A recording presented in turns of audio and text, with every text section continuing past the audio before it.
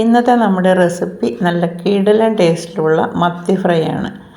കുരുമുളകൊക്കെ അരച്ച് പുരട്ടി നല്ല അടിപൊളി ടേസ്റ്റിൽ എങ്ങനെയാണ് മത്തി ഫ്രൈ എളുപ്പത്തിൽ തയ്യാറാക്കുന്നതെന്ന് നോക്കാം.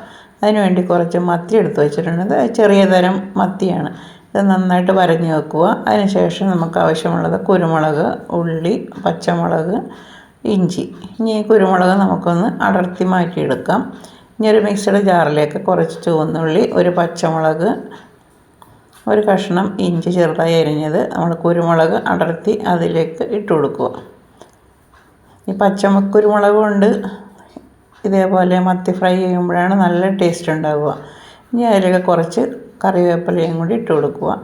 ഒരു 1/4 ടീസ്പൂൺ മഞ്ഞൾപ്പൊടി, 1/2 ടേബിൾ സ്പൂൺ മുളക് പൊടി, 1/2 ടേബിൾ സ്പൂൺ ഉപ്പും കൂടി ചേർക്കുക. എന്നിട്ട് നമുക്ക് ഇതെല്ലാം കൂടി നന്നായിട്ടൊന്ന് അരച്ചെടുക്കുക. അപ്പോൾ വെള്ളമൊന്നും ഒഴിക്കേണ്ട. ഇതേപോലെ ഒന്ന് പൾസ് ചെയ്ത് അരച്ച് കഴിഞ്ഞിട്ടുണ്ടെങ്കിൽ ഇതേപോലെ ഇരിക്കും. ഇതുപോലെ ഇരിക്കണം, അധികം അരപ്പാകരുത്. ഇനി നമുക്ക് മത്തിയുടെ മുകളിലേക്ക് ഇതൊന്ന് പുരട്ടി വെച്ച് കൊടുക്കാം.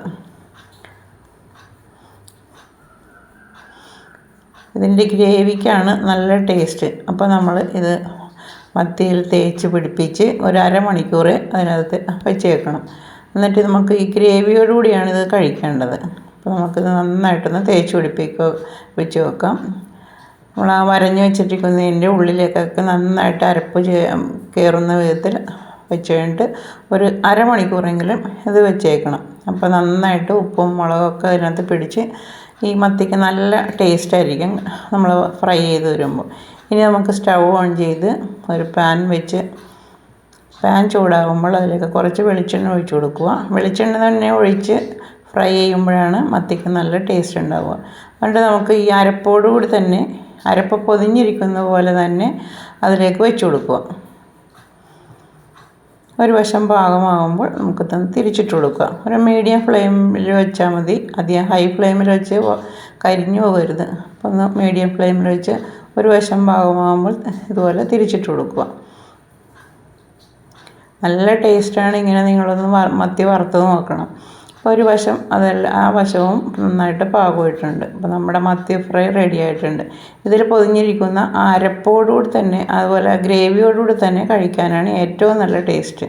അപ്പോൾ നല്ല മൊരിഞ്ഞ പച്ചമുളകും കുരുമുളകും ഇഞ്ചിയും എല്ലാം കൂടി നമ്മുടെ ആ ഗ്രേവി നല്ല ടേസ്റ്റായിരിക്കും കഴിക്കാനായിട്ട്. അപ്പോൾ അതുപോലെ നിങ്ങളൊന്ന് ഉണ്ടാക്കി നോക്കുക. ഈ റെസിപ്പി ഇഷ്ടമായാൽ ലൈക്ക് ചെയ്യുക, കമൻറ്റ് ചെയ്യുക, ഷെയർ ചെയ്യുക, സബ് ചെയ്യുക, ഹൈപ്പ് കൂടി ചെയ്യുക. ഇതേപോലെ ഒന്ന് തയ്യാറാക്കി നോക്കുക. ചോറിനൊക്കെ നല്ല അടിപൊളി നല്ല സൂപ്പർ ടേസ്റ്റായുള്ള ഒരു റെസിപ്പിയാണിത്. അടുത്ത ഈസി റെസിപ്പിയുമായി നാളെ കാണാം.